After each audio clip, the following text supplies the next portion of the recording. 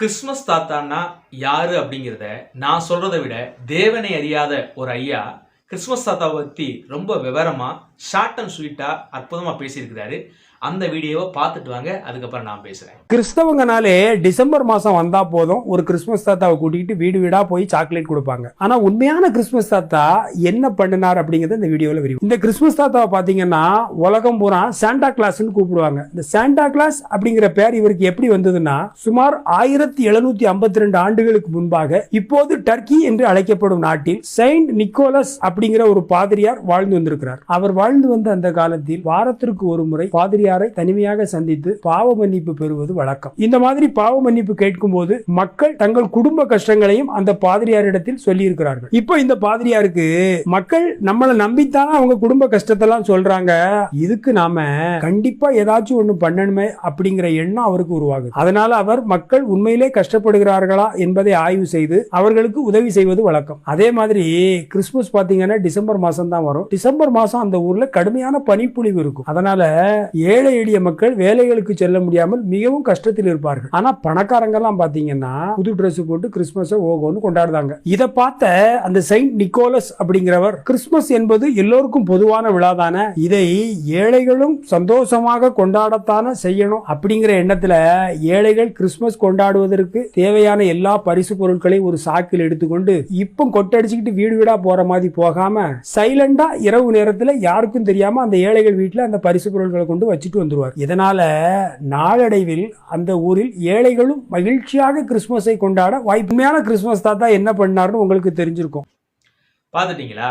அதுல அற்புதமா இந்த ஐயா சொல்றாரு, தேவனை அறியாத ஒரு ஐயா தான் அவரு. கிறிஸ்துமஸ் தாத்தா எப்படிப்பட்டவர் அப்படிங்கறத ஆராய்ந்து இன்னைக்கு தெரிந்து நமக்கு பாடம் எடுக்கிற அளவுக்கு இன்னைக்கு கிறிஸ்தவ சமூகம் ஆகிப்போச்சு. ஏன்னா அந்த அளவுக்கு நம்ம கிறிஸ்துமஸ் தாத்தாவை ஒரு கேளிக்கையாக நம்ம இன்னைக்கு மாத்தி வச்சிருக்கிறோம். அவர் அற்புதமா சொன்னார் ஒரு வார்த்தை, அந்த கிறிஸ்துமஸ் தாத்தா இன்னைக்கு கொட்டடிச்சிட்டு வர்ற மாதிரி வரல, அவர் ராத்திரியோட ராத்திரியா யாருக்குமே தெரியாம ஏழை எளிய மக்களுக்கு உதவி செஞ்சாரு. ஒரு சாக்கு நிறைய பரிசு பொருட்களை வாங்கிட்டு யாருக்குமே தெரியாம, அதாவது ஆண்டவராக இயேசு கிறிஸ்து சொன்னார்ல, உன் வலதுகை செய்வது உன் இடதுகை அறியாதிருக்கும்படி மற்றவங்களுக்கு உதவி செய் அப்படின்னு. அதே மாதிரி அந்த நிக்கோலஸ் அப்படிங்கிற அந்த ஃபாதர் பாத்தீங்கன்னா ராத்திரோட ராத்திரியா போய் ஏழை எளிய மக்களுக்கு உதவி செஞ்சுட்டு வந்தாரு. ஆனா இன்றைக்கு கிறிஸ்தவ சமூகம் இந்த கிறிஸ்துமஸ் தாத்தாவை ஒரு கோமாளி தாத்தாவாக, ஏன் அப்படி கோமாளி தாத்தா அப்படின்னு சொல்றேன்னா, தலையில பாத்தீங்கன்னா பலூன் எல்லாம் கட்டிட்டு இருக்கிறாரு, கோமாளி தாத்தா மாதிரி. ரெண்டாவது பாத்தீங்கன்னா கூத்தாடி தாத்தா, அங்க போய் பாத்தீங்கன்னா பிரேக் டான்ஸ் ஆடுறாரு, குத்தாட்டம் போடுறாரு. இது என்ன கல்ச்சர்னே ஒண்ணுமே புரியல. வசூல் தாத்தா ரெண்டாவது, அவர் அள்ளி கொடுத்தாரு. அந்த நிக்கோலஸ் அப்படிங்கிற அந்த கிறிஸ்துமஸ் தாத்தா பாத்தீங்கன்னா அள்ளி கொடுத்தாரு ஏழை எளிய மக்களுக்கு. இன்னைக்கு இந்த கிறிஸ்துமஸ் தாத்தா வேஷம் போட்டுட்டு போய் மக்கள்கிட்ட வசூல் பண்றதுக்கு வசூல் தாத்தாவாகத்தான் இன்னைக்கு போறாரு, ₹1 சாக்லேட்டோட. எந்த அளவுக்கு நம்ம கிறிஸ்துமஸ் தாத்தாவை கேவலப்படுத்தி வச்சிருக்கோம் தெரியுதுங்களா? கொட்டடிச்சு ஊர் ஊரா போய் சுவிசேஷம், இதனால என்ன சுவிசேஷம் நம்ம அறிவிச்சு என்ன பண்றோம் இன்னைக்கு? கிறிஸ்துமஸ் தாத்தா எவ்வளவு ஒரு சாட்சி உள்ள ஜீவியம் ஜீவிச்சு அவருடைய வரலாற்றை குறித்து எழுதப்பட்டிருக்குது. இன்னைக்கு அவரை வச்சு நான் கிறிஸ்தவ சமூகம் பண்ணுகிற விஷயம் எள்ளி நகையாடக்கூடியதா இருக்குது. அந்த ஐயா இறுதியா சொல்றாரு ஒரு வார்த்தை, இன்னைக்கு அந்த கிறிஸ்துமஸ் தாத்தா உங்க வீட்டுக்கு வரும்போது இவர் மாதிரி இருக்கிறாரான்னு ஒரு கேள்வி கேட்டாரு, கமெண்ட் பண்ணுங்க அப்படின்னாரு. அந்த கமெண்ட் எல்லாம் போய் பாருங்க, என்ன நடக்குதுன்னு உங்களுக்கே தெரியும். இன்னைக்கு இந்த கேரல் ரவுண்டை குறித்து பொதுமக்கள் மத்தியில என்ன அபிப்பிராயம் இருக்குது அப்படின்னு புரிஞ்சுக்கோங்க. ஒரு ஜோக்கர் வேஷம் போட்டு வரும்போது சின்ன பிள்ளைங்க அப்படியே சந்தோஷமா இருக்கிற மாதிரி இன்னைக்கு கிறிஸ்துமஸ் தாத்தா போகும்போது சின்ன பிள்ளைங்க சந்தோஷமா இருக்குது உண்மைதான். ஆனா ஏதாவது நம்ம ஒரு வசனத்தோடு அல்லது வரலாற்றோடு ஒப்பிட்டு சரியாக நம்ம செய்யறோமா? சற்று சிந்திச்சு பாருங்க. சில விஷயங்கள் நம்ம பேசும்போது வரலாற்று ஆய்வு பண்ணி இந்த மாதிரி நிகழ்வுகள் ஆரோக்கியமான விஷயங்கள் அல்ல என்று சொல்லும்போது சிலருக்கு அது கசப்பாக இருக்கும். ஆனா தயவு செய்து இது ஆரோக்கியமான ஒரு விஷயம் இல்லை. ஏன்னா கிறிஸ்துமஸ் தாத்தா வச்சு அவ்வளவு கேவலமான விஷயங்கள் நடக்குது.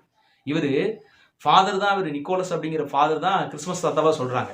இன்னைக்கு சபைகள்ல எந்த பாஸ்டாவும் இந்த வேஷம் போடுறாங்களா? சபைகள்ல பாத்தீங்கன்னா ரொம்ப ஒரு என்ன சொல்றது, ஒரு கஷ்டப்பட்ட பையன்களை பார்த்து, ஒரு எடுபடியா இருக்கிற பையன்களை பார்த்து வேஷம் போட வச்சு கொண்டு போறாங்க. படாத பாடு 8 மணி நேரத்துக்கு மேல அந்த கிறிஸ்துமஸ் தாத்தா வேஷம் போட்டு அந்த அவியல்ல கிடந்து கஷ்டப்பட்டு கடைசியில என்ன நம்ம செய்யணும்? அதை வச்சு தயவு செஞ்சு கர்த்தருடைய பிள்ளைகளே, பிரியமானவர்களே, இப்படிப்பட்ட காரியங்களை தவிர்த்து கொள்ளுங்க கிறிஸ்துமஸ் அன்னைக்கு. அன்றைய கிறிஸ்துமஸ் தாத்தா ஏழை எளிய மக்களுக்கு போய் உதவி செஞ்சார், அள்ளி கொடுத்தாரு. இன்னைக்கு கிறிஸ்துமஸ் தாத்தா வச்சு நீங்க ஏதாவது செய்யணுமா, சந்தோஷப்படுத்தணுமா மக்களை, தாராளமா போய் செய்யுங்க. உங்க சபைகளை சுத்தியும் இருக்கிற ஒரு குறிப்பிட்ட வட்டத்துக்குள்ள சிலர் நீங்க தேர்ந்தெடுங்க.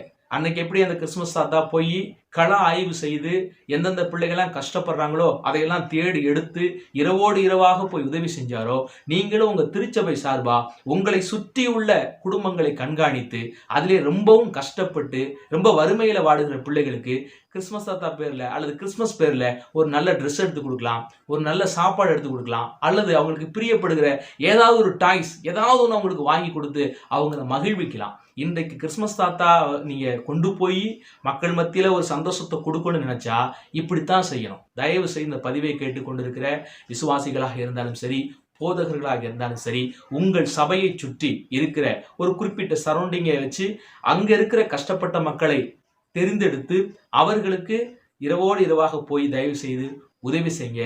அதுதான் ஆக்கப்பூர்வமாக ஆசீர்வாதமான ஒரு விஷயமாக இருக்குமே ஒழிய, கிறிஸ்துமஸ் தாத்தா அப்படின்னு வேஷம் போட்டுட்டு வந்து அவர் ஒரு கேளிக்கை தாத்தாவாக, ஒரு கோமாளி தாத்தாவாக, கூத்தாடி தாத்தாவாக, வசூல் தாத்தாவாக தயவு செய்து மாத்தாதீர்கள் என்பதை நான் அன்புடன் கேட்டுக்கொள்கிறேன். கர்த்தர் உங்களை ஆசீர்வதித்து சத்தியத்துக்குள்ளே உங்களை வழி நடத்துவதாக. God bless you.